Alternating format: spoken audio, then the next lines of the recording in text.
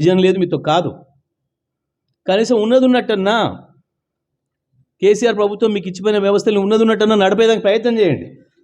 అది నేర్చుకోండి ఫస్ట్. సరే, అనంతగిరి మండలంలో కరెంటు కావచ్చు, నీళ్ళు కావచ్చు, ఇక చెప్పుకుంటూ పోతే అన్నీ ఏ వ్యవస్థ నడుపుతున్నారని. మేము ఇచ్చిపోయిన బళ్ళల్లో పాఠం చెప్పే పరిస్థితి లేదు, మేము ఇచ్చిపోయిన హాస్టల్లో అనుభవం పెట్టే పరిస్థితి లేదు, మేము ఇచ్చిపోయిన కరెంట్లలో లైన్లలో కరెంట్ ఇచ్చే పరిస్థితి లేదు, మేము ఇచ్చిపోయిన కాలువలలో నీళ్ళు ఇచ్చే పరిస్థితి లేదు, మేము కట్టిపోయిన దవాఖానలలో వైద్యం చేసే పరిస్థితి లేదు. ఒక్కటంటే ఒక్కటి, ఒక వ్యవస్థకి ఇది మంచిగా నడుస్తుంది, ఇది నడిచింది, ఇంకా దీనికి ఏదైనా కొత్తది ఒకటి యాడ్ అయింది అనేది ఒకటి చూపిస్తారా? ఇక కరెంటు విషయంలో పాపం బట్టి విక్రమార్క ఇంత పెద్ద నోరేసుకొని అని మాట్లాడుతున్నాడు. నవ్వుతున్నారు జనం, గోసి వీక్తారు నువ్వు కరెంటు గురించి మాట్లాడితే వచ్చి ఊర్లల్లా. ఎందుకు అబద్ధాలు ఆడి బుకాయించిన రోజులు బతుతారు. ప్రతి ఊళ్ళే ఏ సబ్స్టేషన్ దగ్గర పో, ఇవాళ ఏ షెడ్ దగ్గర పో, ఎన్ని ట్రాన్స్ఫార్మర్లు పడి ఉంటున్నాయి. ఉండేనా మీకు చేతికి మేము ఇచ్చిన అవకాశం? ఎక్కడైనా ఒక సబ్స్టేషన్లో రిపేర్ సెంటర్లో ఒక ట్రాన్స్ఫార్మర్ కనపడ్డదా? ఎందుకుంటుంది ఇవాళనే? ఊరికే బట్టి విక్రమార్క పేద నేరేసుకొని మీరు అప్పుడు పోయింది, మీ అప్పుడు పోయింది, నా అప్పుడు పోయింది, ప్రజలు చూస్తలేరా? గంత పెద్ద వరదలు వచ్చి 38 లక్షల క్యూసెక్ల నీళ్ళు వచ్చి గోదావరిలో వరంగల్ జిల్లాలో ఊర్లు మునిగిపోతే వరదలల్లో కూడా పోయి ఆనాడు మా సిబ్బంది బ్రహ్మాండమైన సేవలు అందించారు.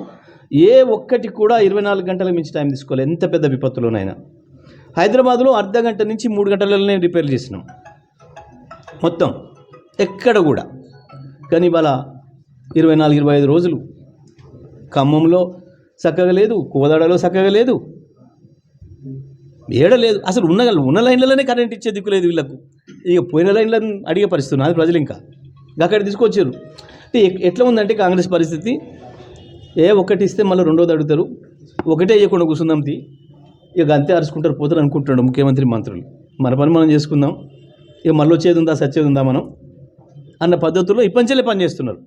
ఎవడన్నా ఆఖరి సంవత్సరంలో చేస్తారేమో అటువంటి ఆలోచన. కానీ పాపం వీళ్ళకు ఎక్కిన మొదటి రోజే మొదలైంది, ఇక మళ్ళీ వచ్చేది లేదు. దీపం ఉండగానే ఇల్లు చక్క పెట్టుకోమని మా నాయన మా తాత చెప్పిండు, ఆ పని చేసుకుందాం అన్న పద్ధతులు కనబడుతున్నారు తప్ప మేము ప్రజలు మమ్మల్ని గెలిపించిండ్రు, మళ్ళీ ఎప్పుడన్నా ఓటుకోవాలి, ఓటు అడగాలంటే మొక్కం ఉండాలి, ఆ పద్ధతిలో పనిచేద్దాం అనుకోవట్లేదు ఈ ప్రభుత్వం. ఊరికే ఇంకా కేసీఆర్ని తిట్టుకుంటూ పోతాం, బీఆర్ఎస్ని తిట్టుకుంటూ పోతాం, గత ప్రభుత్వాన్ని తిట్టుకుంటూ పోతాం. మాట్లాడేటప్పుడు సోయి ఉండాలి, ఆలోచన ఉండాలి.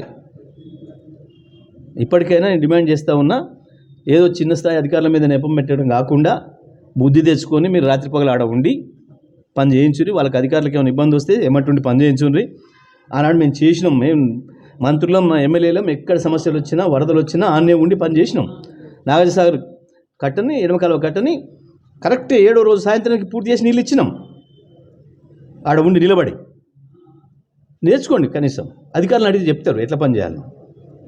ఇప్పటికైనా వెంటనే మొత్తం నాగార్జునసాగర్ ఎడమకాలువ పైన ఇక్కడి నుంచి కింది దాకా ఏదైతే పొలాలు ఎండిపోయే పరిస్థితి వచ్చిందో వెంటనే రాత్రి పగల ఉండాలి, మంత్రులు ఎమ్మెల్యేలు ఉండాలి, పని చేయించాలి. నీళ్ళు ఇవ్వాల్సిన బాధ్యత మీ పైన ఉంది. మేము వరదలు వచ్చినాయి కాబట్టి ప్రజలు కూడా ఓపిక పడుతున్నారు. మీరు చేస్తున్న మోసాలకు చాలా విషయాలు ఉన్నాయి. వెంటనే ప్రభుత్వాన్ని డిమాండ్ చేస్తూ ఉన్నా, ఉత్తమ్ కుమార్ రెడ్డి గారు మీరేదో పొయ్యాడ పట్టుకొని చిన్న చిన్న అధికారుల మీద ఎగిరేసేసి రావడం కాదు, బాధ్యత మీది. మీ మంత్రులు, నీ పక్క మంత్రులే మోసం చేసినా ద్రోహం చేసినా ఇవ్వాల్సిన బాధ్యత ఇరిగేషన్ శాఖ మంత్రిగా మీదే, ఈ జిల్లా మంత్రిగా మీదే. నీళ్ళు ఇస్తే రైతులు సంతృప్తి పడతారు తప్ప నీ ఉత్త కోపాల ప్రదర్శనతో సంతృప్తి పడరు.